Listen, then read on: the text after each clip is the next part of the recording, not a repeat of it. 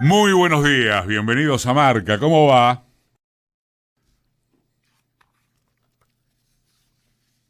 Hay una no novedad de estas horas, y es que mientras la atención mediática se centra en qué va a pasar en cuanto a los nombramientos o no por las restricciones legales de Karina Milei y Rodolfo Barra, no hay secretario de Hacienda.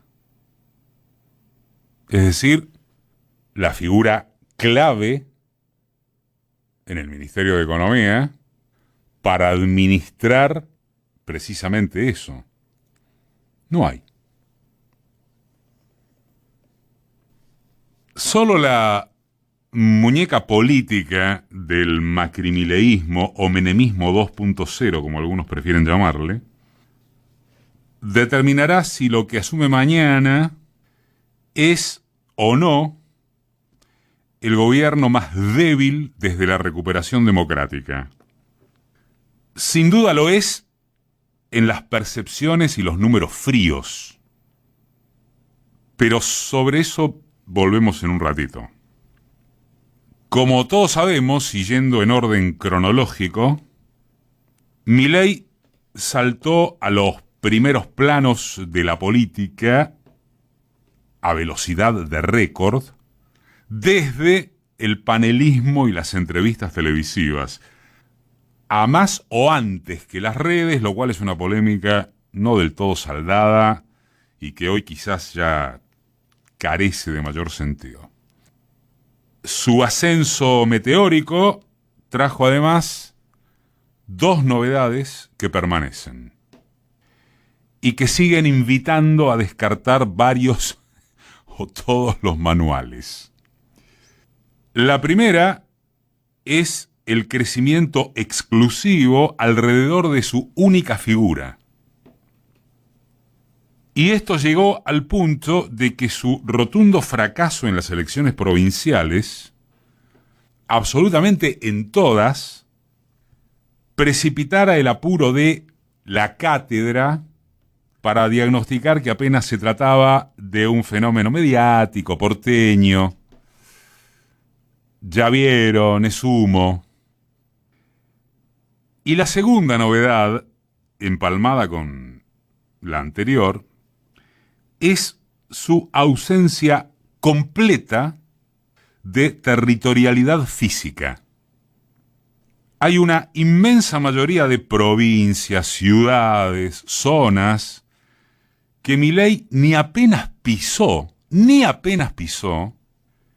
incluso en las rectas finales de primera y segunda vuelta.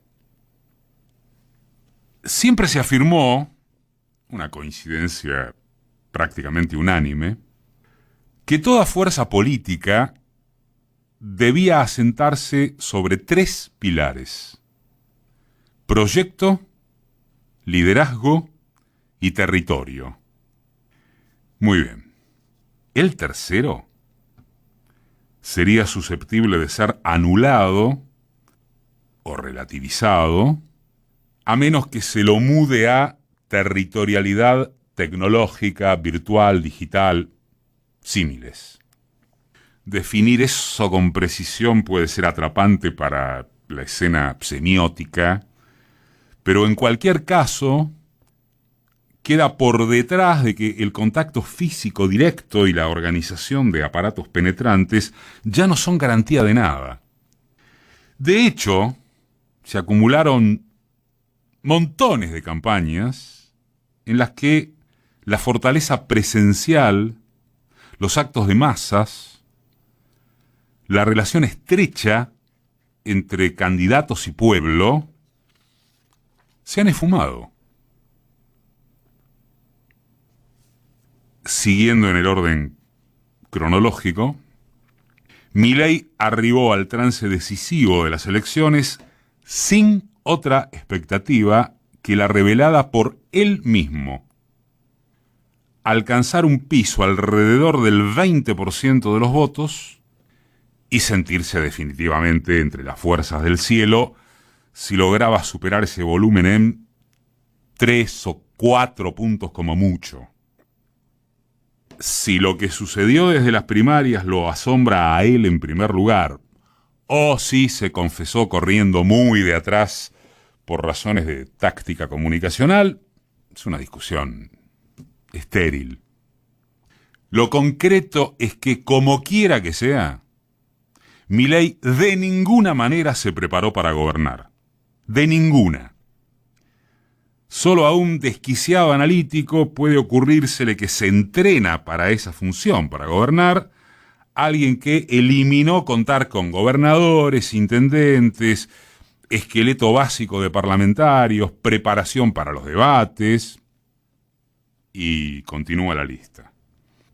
Pero Milei, excepto por el apoyo de sus periodistas gurkas en el último tramo, porque previo a eso eran los ensobrados, dispuso de 2 potencias que se descubrieron o confirmaron tan grandes como irreversibles. Una, la bronca contra una inflación descontrolada, en retroalimento con el espíritu gorila tradicional, fijo, alto, muy alto, que se corta las manos antes de votar algo que aún de lejos huela a peronismo.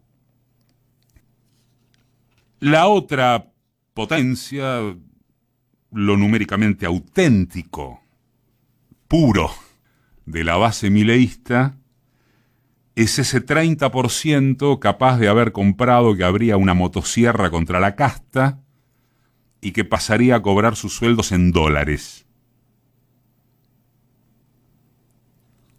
Se aceptan refutes de quienes consideren a esto una reducción simplota. Frente a la imposibilidad de armar un gobierno por su cuenta y por fuera, hemos hablado de esto ya el sábado pasado, por fuera de las frívolas polémicas y operetas y certezas también en torno a resentimientos personales, Milei debió recurrir al macrismo para llenar casilleros y ni así le es suficiente. También se puede ver a la inversa. Macri esperó a que ganara y cuando ganó le dijo: bueno, ¿y ahora qué haces? Llega a su mandato con enormes problemas de administración operativa en el Estado. Fíjense ustedes que debe apelar a que en primeras, segundas y terceras líneas subsistan nombres de este gobierno, del que se va. Michel, Labaña, bueno. Le da una mano el cordobesismo, cubriéndole cargos y cajas varias, pero no basta. Y en el Congreso, nunca se ha visto fragmentación semejante, ex cambiemitas incluidos o a la cabeza. El símbolo de la legislatura bonaerense tal vez sea insuperable. Milei, La Libertad Avanza, tiene 16 miembros ahí. Y antes de empezar, ya se rompieron en 4 bloques, con 2 unipersonales. Es este escenario, junto con las marchas y contramarchas acerca de cómo gestionar el tamaño del ajuste, lo que permite inferir la debilidad inédita de Milei y compañía. Pero las cuentas políticas no se sacan de ese modo. Néstor Kirchner asumió con casi más desocupados que votantes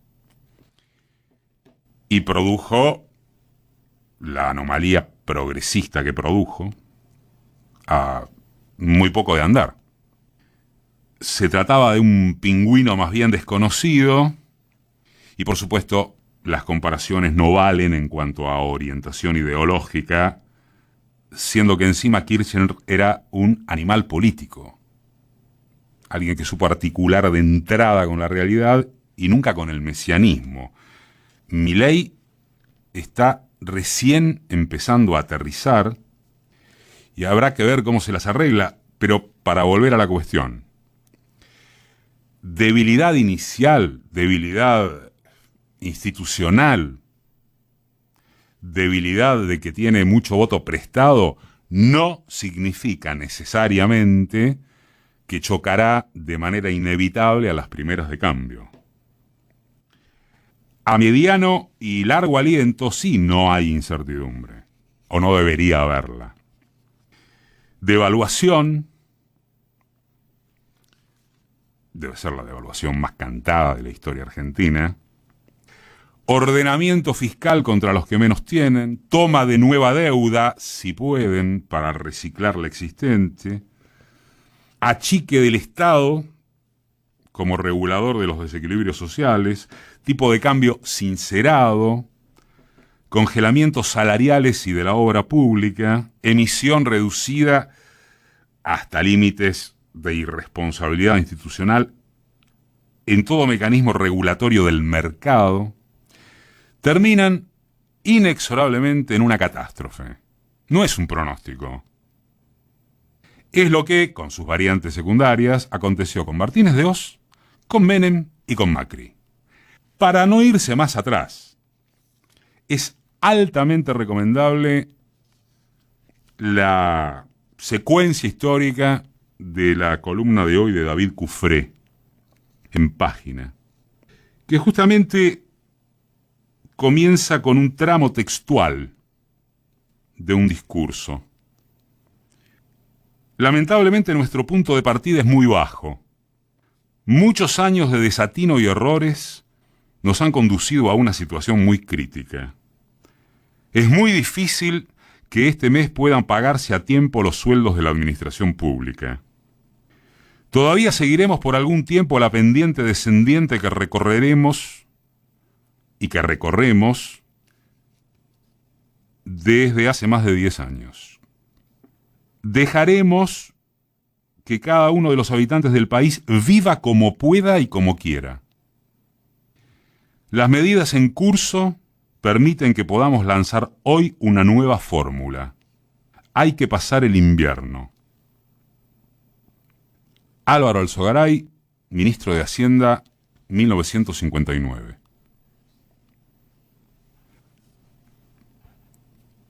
Por tanto, también señalábamos esto el sábado pasado, estamos hablando de la velocidad de los plazos.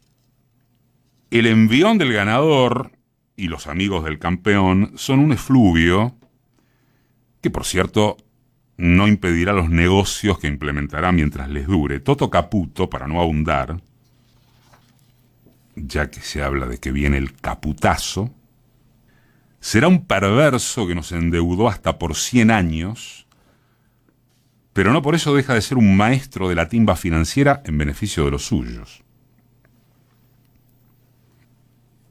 Entonces, la pregunta renovadísima es si el nuevo presidente, en un país con inclinación total al presidencialismo, tendrá estatura política para satisfacer al combo que lo llevó hasta acá. Ese combo que abarca sectores de debajo de la pirámide y clase media que se tiró una cana al aire.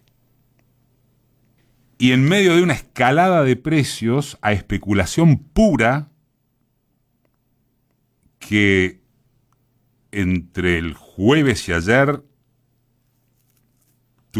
tiene picos tenebrosos y que tiene también límites imprecisos en cuanto a la capacidad de aguante. Así que disculpas por la siguiente obviedad reiterada ya a derecha e izquierda.